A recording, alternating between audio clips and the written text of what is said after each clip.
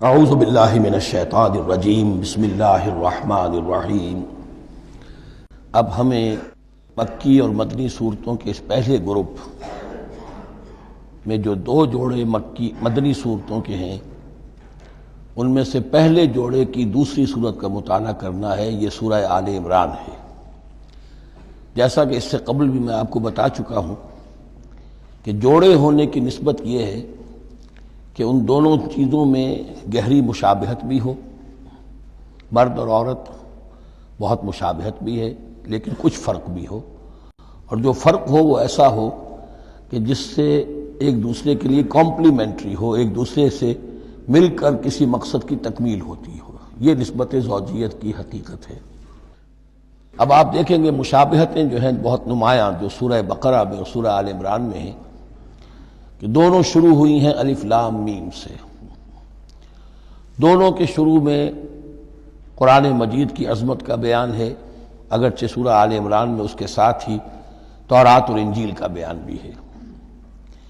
دونوں کے اختتام پر بڑی عظیم آیات آئی ہیں۔ وہ آیت ہم پڑھ چکے ہیں جو سورہ بقرہ کے اختتام پر آئی ہے، جو کہ ایک عظیم دعا پر مشتمل ہے۔ عظیم ترین دعاؤں میں سے اس کو شمار کیا جا سکتا ہے، ربنا لا تؤاخذنا ان نسینا واخطانا۔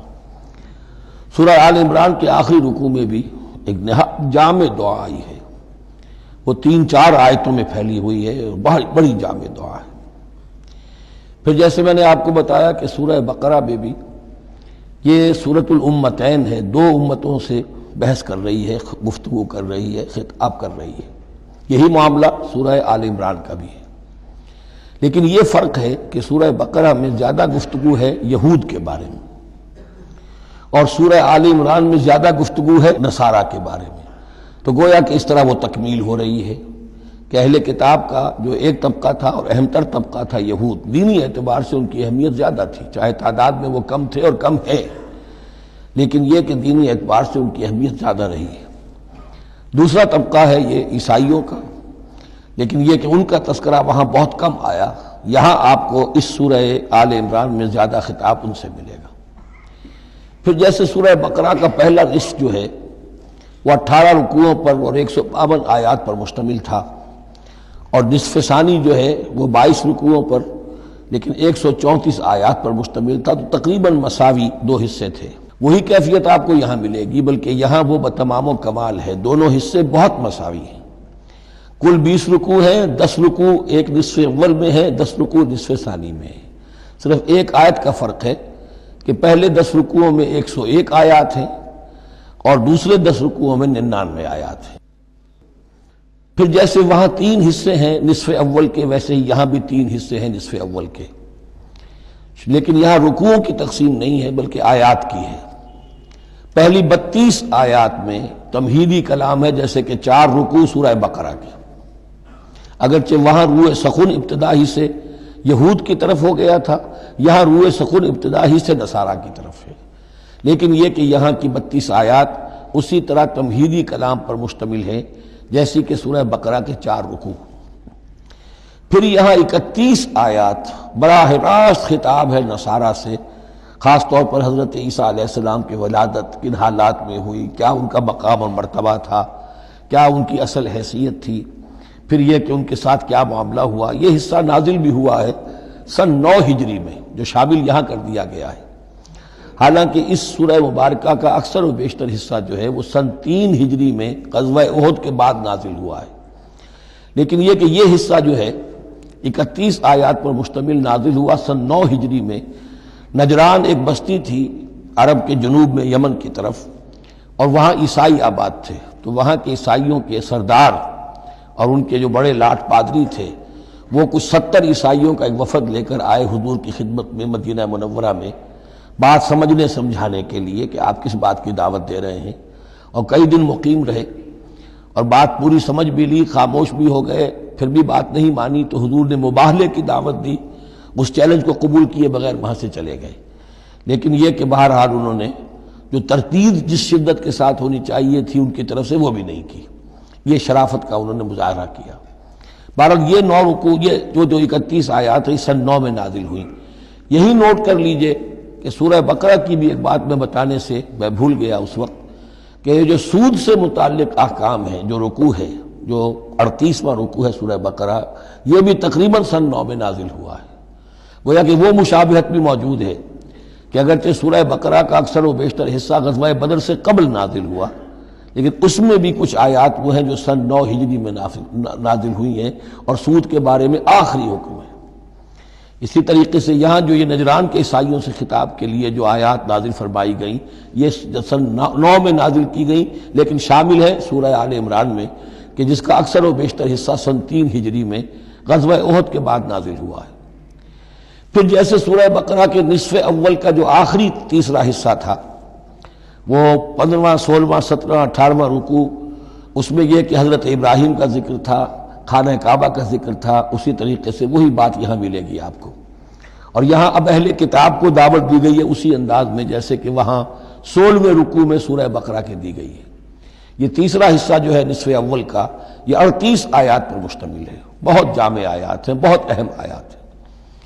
اس کے بعد نصف ثانی شروع ہو جاتا ہے جس میں کہ یا ایھا الذین آمنوا، جیسے 19ویں رکوع سے شروع ہوا سورہ بقرہ میں یا ایھا الذین آمنوا استعینوا بالصبر والصلاۃ ان اللہ مع الصابرین، یہاں اب یہ 11واں رکوع جو ہے وہ شروع ہوگا یا ایھا الذین آمنوا اتقوا اللہ حق تقاتہ ولا تموتن الا وانتم مسلمون۔ یہ جو نصف ثانی کے 10 رکوع ہیں، ان کی تقسیم یہاں پر عمودی ہے، افقی نہیں ہے۔ پھر تقسیم کر سکتے ہیں، پہلے 2 رکوعوں میں زیادہ خطاب مسلمانوں سے ہے، اور پھر اگرچہ روئے سخن جو ہے پھر اہل کتاب کی طرف بھی ہے۔ پھر 6 رکوع مسلسل ہیں غزوہ احد کے حالات پر مشتمل، جو مسائل سامنے آئے ان پر تبصرہ، جو مسلمانوں سے غلطیاں ہوئیں ان پر گرفت، آئندہ کے لیے ہدایات۔ تو یہ پورے 60 آیات ہیں تقریباً، اور 6 رکوعوں پر پھیلی ہوئی ہیں۔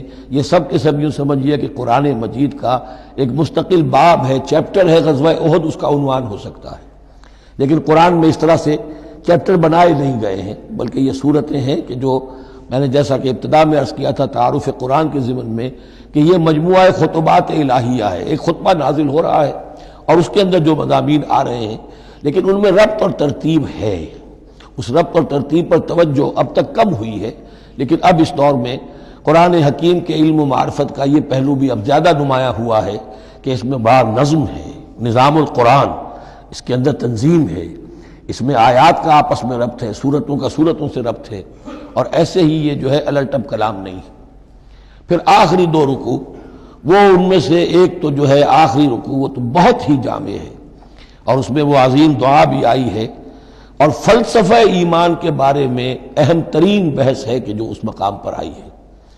اور اس طریقے سے، اور جو اس سے پہلے کا رکوع ہے 19واں رکوع، وہ بھی در حقیقت کنکلوڈنگ جس کو کہا جاتا ہے، سم اپ کرتے ہوئے پوری سورہ مبارکہ کے مضامین کو، بڑے جامع مضامین پر مشتمل ہے۔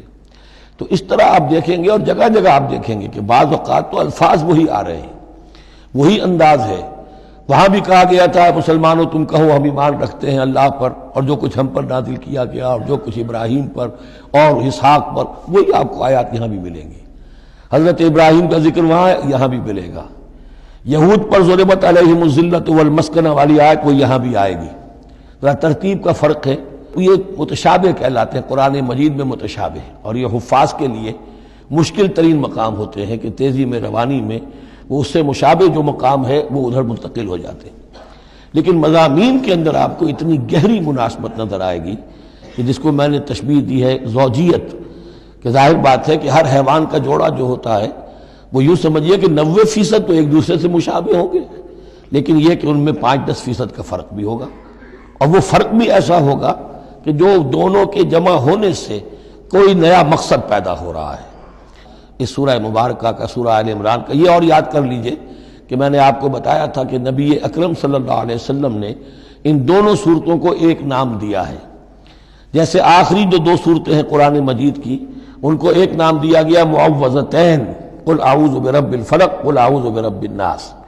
ان دونوں صورتوں کو ایک نام دیا گیا الزہراوین، 2 نہایت تابناک اور روشن صورتیں۔ تو یہ اس میں تمہیدی کلام میں بس اسی پر اکتفا کر کے اب ہم آگے مطالعہ شروع کرتے ہیں۔ صدق اللہ العظیم۔